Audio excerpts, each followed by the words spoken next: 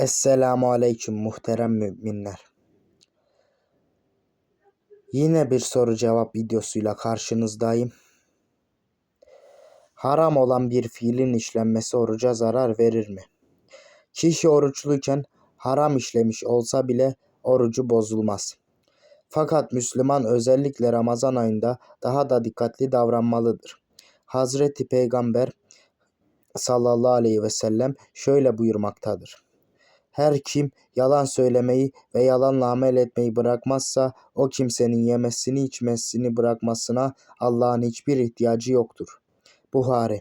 Oruçlu olan kimsenin yalan konuşmaktan ve yalanla iş yapmaktan uzak durması gerektiği gibi gıybet, kötü söz söylemek, kul hakkı yemek, harama bakmak, kumar oynamak ve benzeri yasak davranışlarda bulunmaktan da uzak durması gerekir.